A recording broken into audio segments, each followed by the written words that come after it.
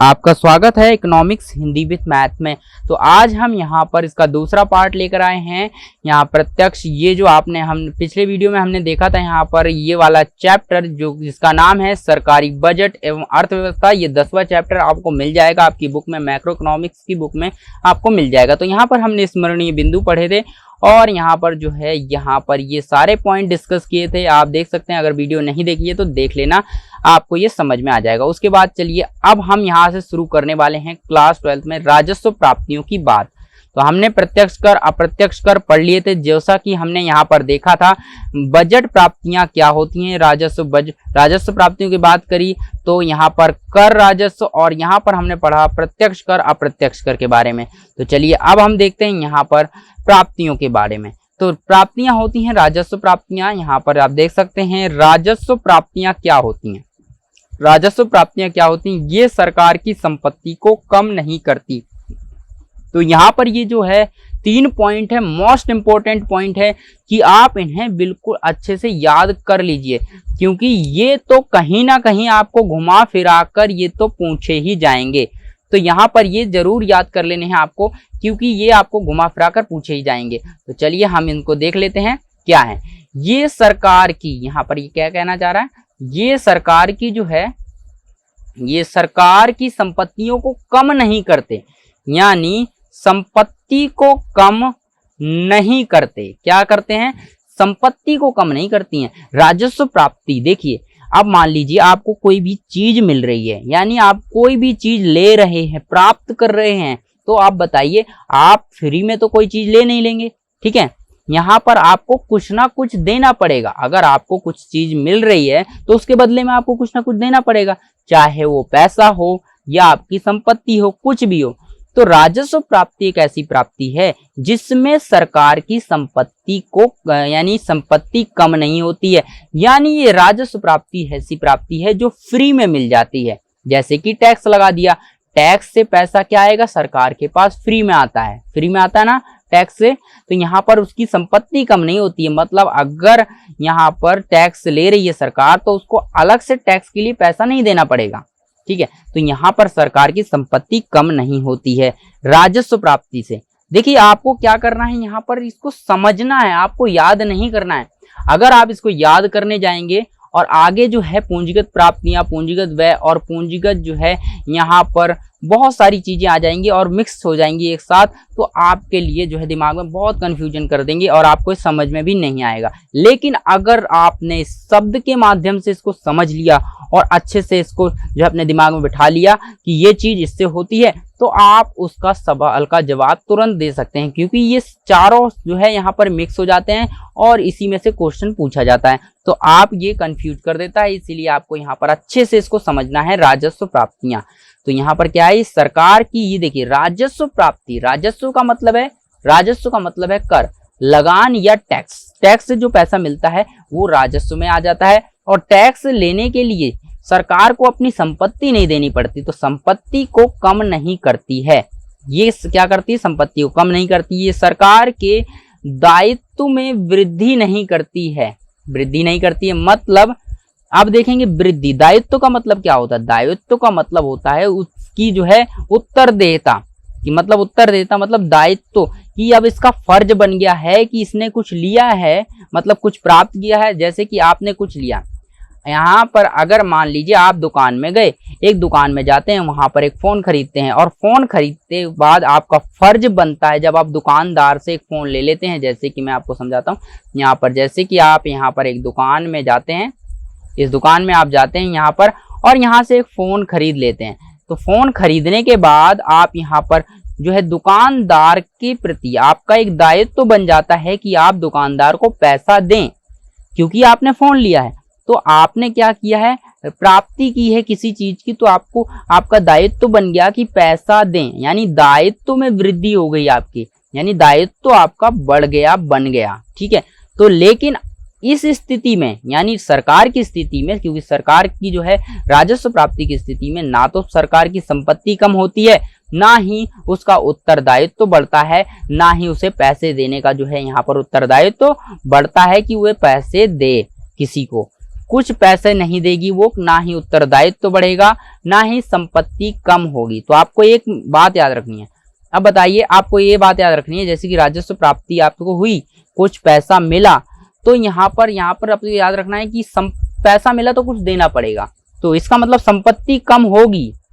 लेकिन राजस्व की बात करेंगे तो नहीं होगी। तो राजस्व में नहीं, परिसंपत्ति कम नहीं होगी, दायित्व में वृद्धि नहीं होगी। यहाँ पर दायित्व में जो है वृद्धि नहीं होती है। तो दोनों चीजें नहीं होती, ना ही संपत्ति कम होती है, ना ही वृद्धि होती है दायित्व में। और ये आवर्ती प्रकृति के होते हैं। क्या होते हैं ये? आवर्ती प्रकृति के होते हैं, मतलब आते ही रहते हैं। ये आवर्ती प्रकृति के होते हैं, ठीक है। आवर्ती का मतलब है कि ये जो है एक बार आते ही रहते हैं, मतलब इन चक्र खत्म नहीं होता, ये आते ही रहते हैं और इनके लिए कुछ देना नहीं पड़ता। तो टैक्स तो हमेशा चलता रहेगा और पैसा उससे आता रहेगा। तो ये आवर्ती प्रवृत्ति के होते हैं। तो आप देखते हैं यहाँ पर पूंजीगत प्राप्तियां, इनमें क्या होता है। और हम अभी देखिए, आपको कंफ्यूज हो रहा होगा, लेकिन आप जो है एक एक करके अंडरस्टैंड करते चलिए, समझते चलिए। उसके बाद मैं आपको जो है सब में कंपैरिजन करके दिखाऊंगा और एक एक चीज आपकी जो है इनमें तुलना करेंगे, जिससे आपको जो है बेस्ट समझ में आ जाएगा सारी चीजें। तो यहाँ पर हम जल्दी से इन्हें समझ लेते हैं। ये सरकार की परिसंपत्तियों को कम करती हैं। जैसे पूंजीगत प्राप्ति ली है, अब सरकार को क्या करना है? पुल का निर्माण करना है, एक सड़क बनानी है, लंबी सी सड़क बनानी है, और उसके लिए बहुत सारा पैसा चाहिए। तो सरकार क्या करेगी? सरकार जो है निजी क्षेत्र से पैसा उधार ले लेगी।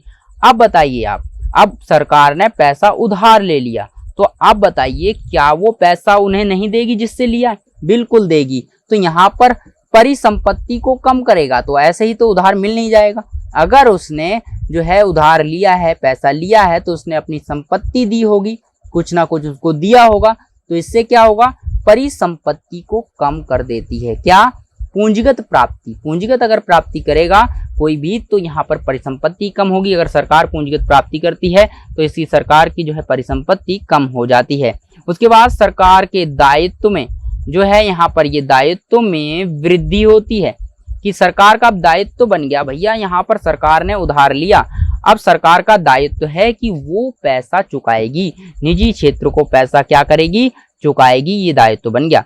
ये आवृत्ति प्रकृति की नहीं होती हैं, क्योंकि एक बार सरकार ने ले लिया तो क्या इसको अगली बार जब अगला साल होगा तो क्या दोबारा से वही पैसा मिल जाएगा? दोबारा से यानी उसको दोबारा से उतना ही पैसा मिलेगा? नहीं मिलेगा, क्योंकि उसने उधार लिया है, एक जो है फिक्स अमाउंट लिया है, उधार लिया है, और वो देना पड़ेगा। इससे संपत्ति कम होगी, उत्तरदायित्व तो बढ़ेगा और आवृत्ति प्रकृति की नहीं होगी। लेकिन टैक्स में क्या है?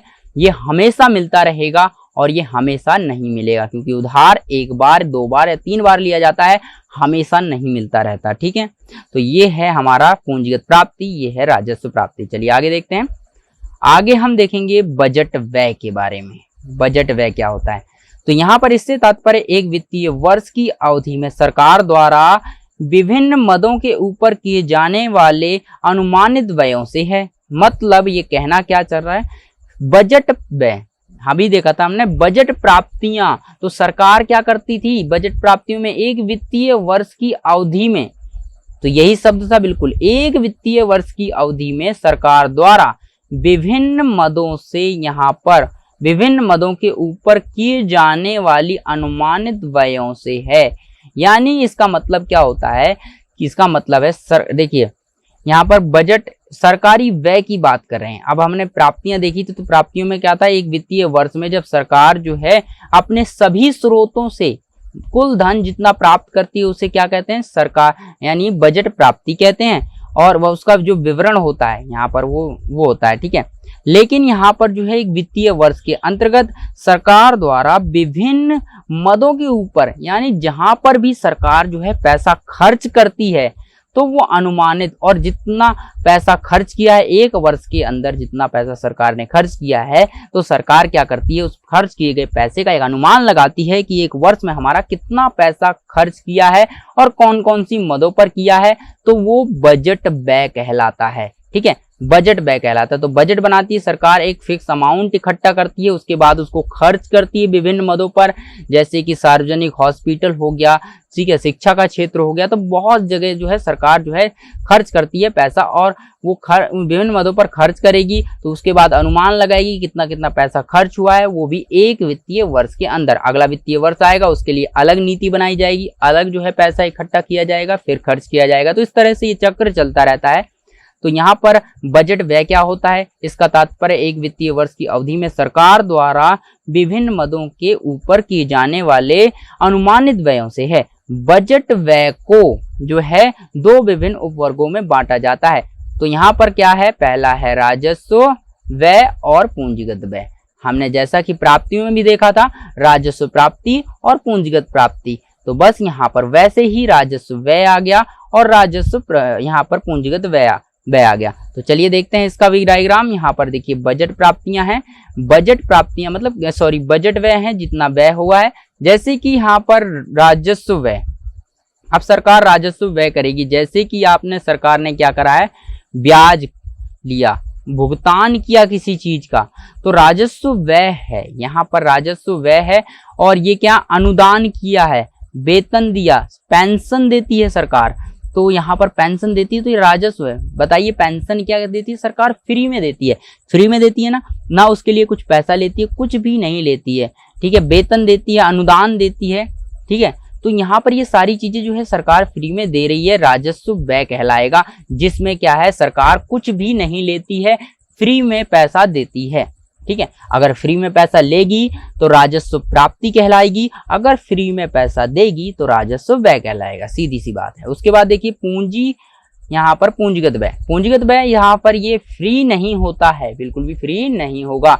इसमें क्या करना है, सरकार अगर कहीं से पैसा ले रही थी प्राप्ति में तो उसे देना पड़ रहा था, लेकिन अगर सरकार ने पैसा खर्च कर दिया, यानी जैसे कि विद्यालय भवन का निर्माण किया गया, विद्यालय और भवन का निर्माण किया गया, जैसे शेयर खरीदे गए, भूमि खरीदी गई, मशीन खरीदी गई, तो यहाँ पर अगर कोई भी चीज खरीदी जाती है तो उससे क्या होगा, सरकार का पूंजीगत व्यय होगा और इसको पूंजीगत खाते में रिकॉर्ड रखा जाएगा।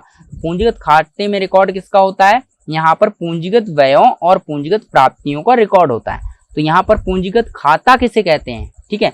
अगर पूंजीगत खाता पूछ ले तो किसे कहते हैं, तो आप बता सकते हैं। और यहाँ पर राजस्व खाता किसे कहते हैं, इस तरह से भी क्वेश्चन आ सकता है, तो आप बता सकते हैं क्या होता है, ठीक है। कि राजस्व खाता में क्या होता है, राजस्व खाते में कौन कौन सी चीजें होती हैं, राजस्व खाते में वे चीजें होती हैं जिनका संबंध राजस्व से होता है, यानी जो फ्री में मिलती हैं और फ्री में जो है दी जाती हैं। और पूंजीगत खाते का संबंध जो है जो फ्री में नहीं होती हैं, पूंजीगत प्राप्तियां, पूंजीगत व्ययों के विवरण को जो है लिखा जाता है जिस खाते में, उसे पूंजीगत खाता कहते हैं। और यहाँ पर राजस्व प्राप्तियों और राजस्व व्ययों को जिस खाते में लिखा जाता है उसे राजस्व व्यय कहते हैं, ठीक है।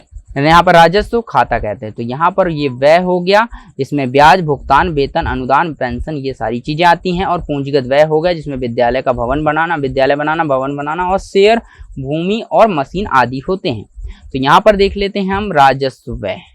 राजस्व व्यय देखते हैं, ये सरकार की संपत्ति में वृद्धि यहाँ पर नहीं करते हैं। देखिए सरकार ने किसी को पेंशन दी, पेंशन यानी जब एक व्यक्ति जो है सरकारी नौकरी करता है और वो रिटायर हो जाता है, यानी उसकी एज बहुत ज़्यादा हो जाती है, यानी उम्र अधिक हो जाती है, जिसके कारण वह कार्य करने में समर्थ नहीं रहता है, जिसकी वजह से यहाँ पर उसे पेंशन दी जाती है। घर पर ही जो है उसकी सैलरी का कुछ हिस्सा उसे दिया जाता है, फ्री में सरकार देती है, तो उसे हम पेंशन कहते हैं। और परिसंपत्ति में वृद्धि नहीं करती है, सरकार जो है फ्री में पैसा देती है और इससे जो है परिसंपत्ति में वृद्धि नहीं होती है। क्यों? अब यहाँ पर आप बात करेंगे परिसंपत्ति में वृद्धि क्यों नहीं होती है भाई, क्यों होगी संपत्ति में वृद्धि। देखिए अगर आप कुछ किसी को दे रहे हैं तो आपके लिए कुछ तो यानी मिलेगा उसके बदले में। आप जब किसी को कुछ देंगे तो आपको कुछ ना कुछ तो मिलेगा। तो जैसे सरकार पैसा देती है तो सरकार को पैसे के बदले कुछ तो मिलना चाहिए, मशीन मिलना चाहिए, भूमि मिलनी चाहिए या कुछ भी मिलना चाहिए परिसंपत्ति के रूप में, लेकिन नहीं मिलता है क्योंकि ये फ्री है, राजस्व वाला फ्री है, नहीं मिलता है। ये सरकार की दायित्व में कमी नहीं करती है। अब दायित्व में कमी कैसे होगी, यानी दायित्व में इसमें तो पैसा दे रही है सरकार, ठीक है। अब मान लीजिए कि सरकार ने कर्जा लिया था कहीं से, अब सरकार ने कर्जा ले रखा था, ठीक है, तो कर्जा अगर सरकार पैसा देगी कर्जा चुकाने के लिए, तब सरकार का दायित्व जो है कम हो जाएगा, ठीक है। यानी अब अगर उसे 20 करोड़ देने थे, तो अगर उसने 10 करोड़ दे दिए, तो यहाँ पर 10 करोड़ का दायित्व जो है उसका कम हो गया, अब केवल उसे 10 करोड़ ही देने हैं। तो इस प्रकार से यहाँ पर जो है दायित्व में कमी होगी। लेकिन यहाँ पर अगर राजस्व व्यय की बात करेंगे, ये पूंजीगत व्यय में होगी, लेकिन राजस्व व्यय में हम बात करेंगे तो इसमें दायित्व में कमी नहीं होगी, क्योंकि ये सारी चीजें फ्री में पैसा बांट रही है सरकार, ना तो इससे संपत्ति बढ़ेगी सरकार की और ना ही यहाँ पर दायित्व में कमी आने वाली है। उसके बाद देखिए यहाँ पर भुगतान, आर्थिक सहायता देती है सरकार, और यहाँ पर कानून व्यवस्था बनाए रखने में यानी व्यय होता है इसका, ये आवृत्ति प्रवृत्ति के होते हैं, यानी ये सरकार जो है देती रहती है सरकार किसको, यहाँ पर पेंशन, भुगतान, ब्याज आदि देती ही रहती है। उसके बाद देखिए और यहाँ पर आ गया पूंजीगत व्यय। पूंजीगत यानी पूंजीगत व्यय में क्या होता है, ये सरकार की परिसंपत्ति में वृद्धि करते हैं। देखिए हमने पूंजीगत व्यय किया है, हमने पूंजीगत व्यय का मतलब है कि हमने किसी से उधार लिया था और उधार लिया था, अब हमने उधार चुकाया, यानी 20 करोड़ रुपए लिए थे और 10 करोड़ रुपए हमने दे दिए, तो हमने क्या कर दिया, पूंजीगत व्यय कर दिया, पैसा हमने खर्च कर दिया, तो हमारा क्या है, परिसंपत्ति में वृद्धि हो गई। यहाँ पर क्या मतलब, मान लीजिए हमने किसी से कर्जा लिया, पूंजीगत व्यय मतलब हमने व्यय किया, व्यय का मतलब होता है खर्च करना, ठीक है। तो हमने, हमारे पास पैसा था, मान लीजिए 20 करोड़ रुपए था, और मैं गया, यहाँ पर सरकार के पास 20 करोड़ रुपए है और वो जाती है और एक बड़ी सी जमीन खरीद लेती है या हॉस्पिटल खरीद लेती है उस पैसे से।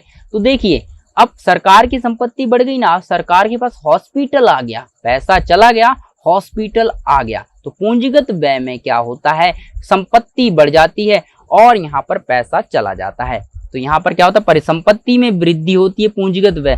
तो आपको क्या करना है, इन शब्दों को जो है ना इस शब्द से रिलेट करना है। पूंजीगत व्यय है, पूंजी का मतलब होता है फ्री नहीं होता है, और पूंजीगत व्यय सरकार करेगी, पूंजीगत व्यय यानी संपत्ति में वृद्धि होगी अगर पूंजीगत व्यय करेगी, और इसके बाद सरकार के दायित्व में कमी करते हैं। जैसे कि यहाँ पर सरकार का जो दायित्व है उसमें भी कमी कर देंगे। जैसा कि मैंने आपको बताया, अगर 20 करोड़ किसी को देने उधार लिए थे और 10 करोड़ दे दिए, तो अब केवल उसको 10 करोड़ ही देने पड़ेंगे, मतलब उसका दायित्व 10 करोड़ का कम हो गया।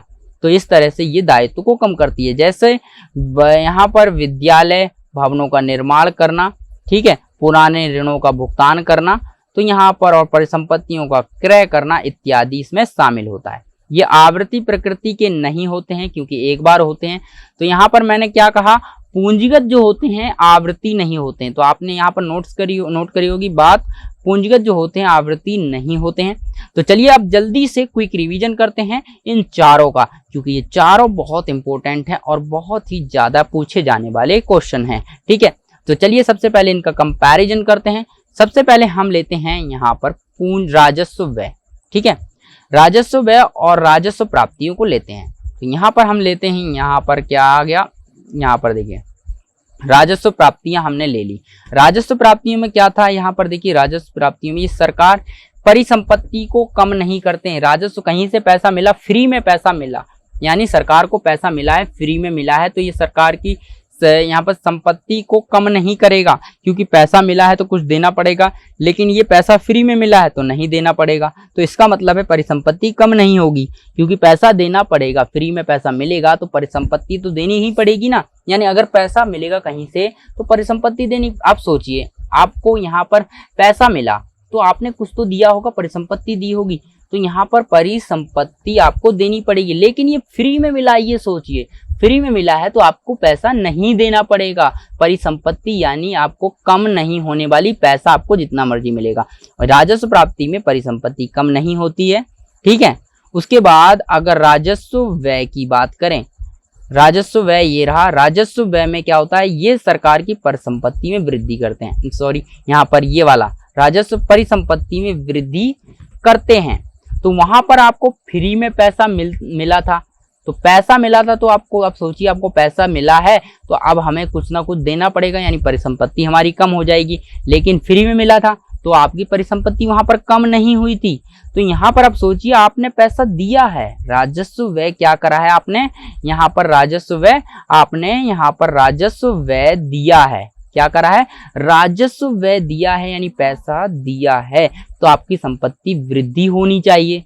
ठीक है, आप मान लीजिए पैसा दिया है तो वृद्धि होनी चाहिए, तो परिसंपत्ति में वृद्धि नहीं होती है। ठीक है, यहाँ पर क्योंकि ये फ्री है, कारण बताइए आप, फ्री है इसलिए परिसंपत्ति में वृद्धि नहीं होती है। उसके बाद देखते हैं नेक्स्ट, इसमें क्या है, ये सरकार के दायित्व में कमी नहीं करती, क्योंकि दायित्व फ्री है तो ये दायित्व में कमी कर ही नहीं सकती। ठीक है, यहाँ पर और ना ही ये सरकार, क्योंकि देखिए सरकार के दायित्व में कमी कैसे करेगी, जैसे कि हमने व्यय किया, पैसा दिया, तो देने से पैसा हमारा क्या होगा, दायित्व तो हमारा कम हो जाएगा, क्योंकि अब हमें कम देना पड़ेगा। ठीक है, हमारा जो है जिम्मेदारी हमारी कम हो जाती है। हाँ, क्योंकि अगर हमने पैसा दिया तो अब हमें कम देना पड़ेगा, दायित्व तो कम नहीं होता है क्योंकि ये फ्री है। उसके बाद देखिए यहाँ पर, ये देखिए यहाँ पर दायित्व में वृद्धि नहीं होती है। यहाँ पर क्या है, प्राप्ति, प्राप्ति से क्या होगा, पैसा हमें मिलेगा, तो पैसा मिलेगा तो यहाँ पर हमारा दायित्व बनेगा कि उसको वापस देंगे हम पैसा। ठीक है, लेकिन ये फ्री है, राजस्व में नहीं होता है।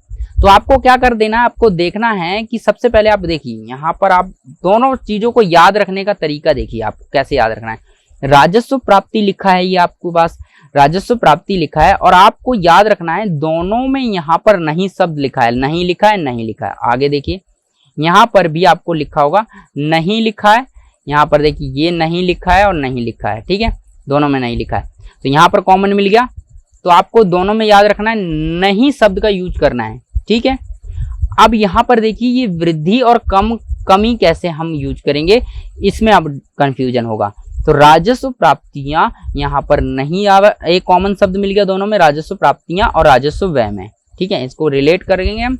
इसके बाद देखिए राजस्व प्राप्तियों में क्या होता है, परिसंपत्ति को कम नहीं करता। अब राजस्व प्राप्तियां, आप सोचिए कि राजस्व प्राप्तियां हुई हैं, हमें पैसा मिला है, कहीं से प्राप्ति हुई है। ठीक है, प्राप्ति शब्द समझ रहे हैं, प्राप्ति हुई है, पैसा मिला है, तो आपको अब कुछ ना कुछ देना पड़ेगा।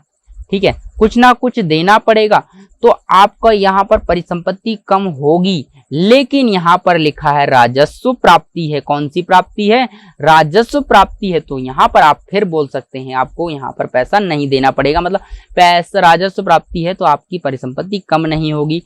अब सोचिए आपको पैसा मिला है, तो पैसा मिला है तो आपका उत्तरदायित्व तो बन जाएगा कि और आपको देना पड़ेगा। ठीक है, उत्तरदायित्व तो आपका बन जाएगा, देना पड़ेगा, तो यहाँ पर उत्तरदायित्व में वृद्धि होनी चाहिए आपके, लेकिन नहीं होगी क्योंकि ये फ्री है, आपको राजस्व के रूप में मिला है, इसलिए यहाँ पर वृद्धि नहीं होगी। ठीक है, आई होप यहाँ पर आपको समझ में आ रहा होगा कैसे मैं आपको समझाने की कोशिश कर रहा हूँ। तो यहाँ पर ये देखिए, इसमें देखते हैं राजस्व प्राप्ति में राजस्व व्यय की बात करते थे। जैसे आप राजस्व व्यय, आप सोचिए राजस्व व्यय यानी हमने व्यय की बात करो, आप व्यय या राजस्व को छोड़ दो, व्यय देखो, व्यय आपने यानी पैसा खर्च किया।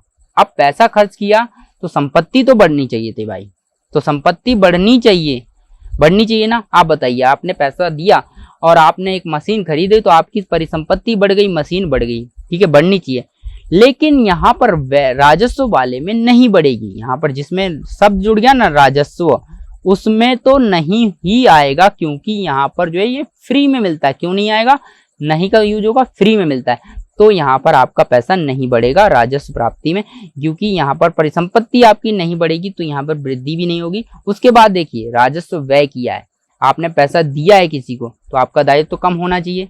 ठीक है, होना चाहिए ना, तो लेकिन आपने यहाँ पर देखिए राजस्व लिखा है, तो राजस्व वाली है, फ्री है, तो आपने फ्री में पैसा दिया है आपको, तो आपका दायित्व तो कम क्यों होगा भाई, नहीं होगा ना, क्योंकि आप फ्री में पैसा बांटोगे किसी को तो इससे आपका कर्जा तो उतरेगा नहीं ना। जैसे कि आपको 20,000 किसी को कर्जा देना है और आपने दान में 20,000 रुपए बांट दी किसी और को, तो क्या वो जिसको आपको देना है 20,000 रुपए, उसका कर्जा माफ हो जाएगा? मतलब क्या आपको वो पैसे नहीं देने पड़ेंगे अब 20,000? नहीं, बिल्कुल देने पड़ेंगे, क्योंकि आप दान अलग होता है, वो फ्री में अलग होता है। तो यहाँ पर आप देखिए फ्री में जो चीज है इसका उल्टा कर दीजिए। व्यय में सोचिए, पर इस व्यय पैसा खर्च किया तो संपत्ति बढ़नी चाहिए, लेकिन राजस्व व्यय है क्योंकि फ्री में है, ये नहीं बढ़ेगी। तो आप ऐसे लिख सकते हैं। आई होप यहाँ पर आपको याद हो गया। तो अब देखिए मैंने जो तरीका बताया ना, इससे अगला वाला अपने आप आपको याद हो चुका है। अगला वाला जो है पूंजीगत व्यय अपने आप याद हो चुका है इसमें। तो कैसे याद हो चुका है वो मैं दिखाता हूं आपको। जैसे कि मैंने यहाँ पर पूंजीगत प्राप्ति लिखा है, ठीक है, पूंजीगत प्राप्ति लिखा हुआ है, ये सरकार की संपत्ति को कम करता है। आप पूंजीगत प्राप्ति में याद रखिए प्राप्ति हुई है। अब आप सोचिए प्राप्ति हुई है, हमें पैसा मिला है कहीं से, ठीक है, पैसा मिला है, प्राप्ति हुई है, तो हमारी क्या होगी, पैसा मिला है तो हमारी संपत्ति, पैसा मिला है तो हमें कुछ तो देना पड़ा होगा ना, तो हमारी संपत्ति, दो शब्द याद रखिए, आपको क्या याद रखना है यहाँ पर, संपत्ति के साथ और यहाँ पर दायित्व, दो शब्द याद रखने हैं, संपत्ति और दायित्व। अब और प्राप्ति, यहाँ पर प्राप्ति के साथ सोचना है आपको कि आपको पैसा मिला है, तो आप सोचिए आपको संपत्ति कम होगी या ज्यादा होगी, ठीक है, पैसा मिला, आपको पैसा मिला है कहीं से, तो यानी आपको क्यों पैसा मिला भाई, आपकी परिसंपत्ति कम हुई होगी जब ही तो मिला है, तो हमें पैसा मिला है तो यानी आपने पैसा लिया किसी से, तो यहाँ पर आपकी परिसंपत्ति कम हो गई ना। और यहाँ पर देखिए मना नहीं करेगा, पूंजीगत है, बिल्कुल हो जाएगी। अगर आपने किसी से पैसा ले लिया है ना तो परिसंपत्ति आपकी जो है कम हो जाएगी, ठीक है, क्योंकि आपने पैसा ले लिया है और यहाँ पर आपके पास कैश आ चुका है। और दूसरी चीज जो है आपने कर्जा लिया है और आपकी जो है मकान अगर आपने गिरवी रख दिया तो आपका मकान चला जाएगा, पैसा आ जाएगा, मतलब परिसंपत्ति चली जाएगी और प्राप्ति हो जाएगी। तो इस तरह से यहाँ पर प्राप्ति हो गई। अब देखिए प्राप्ति की है, हमने पैसा लिया है, अब बताइए यहाँ पर दायित्व तो प्राप्ति हो गई, इसमें देखिए प्राप्ति में आ गया। अब देखिए पूंजीगत व्यय में देखते हैं। अब बताइए यहाँ पर पूंजीगत व्यय, आपने पैसा खर्च किया, तो पैसा खर्च किया तो आपको जो है संपत्ति बढ़नी चाहिए। आप सोचिए हमने पैसा खर्च किया, तो मैंने जैसे मान लीजिए घर, मैंने पैसा खर्च किया, बहुत सारा पैसा दिया और मैंने घर खरीदा, तो बताइए अब घर मेरी संपत्ति बन गया कि नहीं, बन गया, बिल्कुल हमारे पास हमारा घर आ गया और संपत्ति हमारा बन गया, तो मतलब संपत्ति में वृद्धि हो जाएगी, बिल्कुल। अब देखिए यहाँ पर अगर राजस्व लगा होता तो नहीं होती वृद्धि, लेकिन यहाँ पर वृद्धि हो जाएगी, व्यय किया है, पैसा दिया है तो बढ़ जाएगा, तो बढ़ गया तो पूंजीगत है तो बिल्कुल बढ़ ही जाएगा। अगर पूंजीगत है तो यहाँ पर कम नहीं होगा। अगर इसमें राजस्व लगा होता तो आप इसको नहीं और लगा देते, बस जिसमें अगर राजस्व लगा हो उसमें नहीं लगा दो। फिर सोचो कि यहाँ पर व्यय लिखा है तो यहाँ पर अब दायित्व तो बढ़ेगा या कम होगा, पैसा खर्च किया है तो हमारा दायित्व तो कम होना चाहिए ना, जैसे हमने दायित्व तो कम होना चाहिए, बिल्कुल पैसा दिया हमने तो हमें 20,000 देना था, 10,000 दे दिया, तो अभी हमें क्या करना है, 10,000 देना पड़ेगा, तो मतलब 10,000 का दायित्व तो कम हो गया, तो इस तरह से हमारा दायित्व भी कम हो जाएगा। तो यहाँ पर देखिए पूंजीगत लिखा है तो बिल्कुल दायित्व तो कम हो ही जाएगा, ठीक है। तो ये आपको देखिए अंतर समझ में आ रहा होगा कैसे मैं आपको बता रहा हूँ।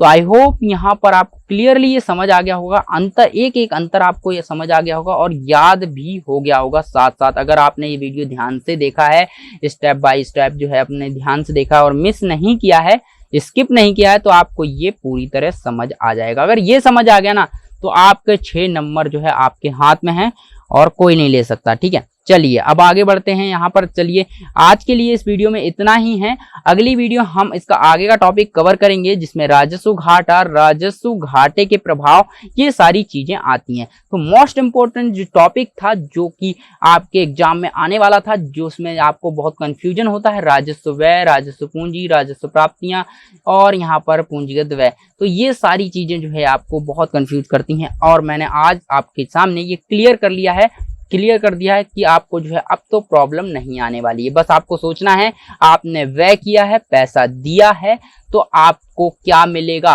परिसंपत्ति कम होगी या बढ़ेगी, ठीक है, देखना है। अब देखिए पैसा देंगे तो क्या होगा, पैसा देंगे तो हमारी संपत्ति क्या होगी, हमारी बढ़नी चाहिए। पैसा दिया तो सारी संपत्ति हम खरीद सकते हैं तो बढ़नी चाहिए, ठीक है।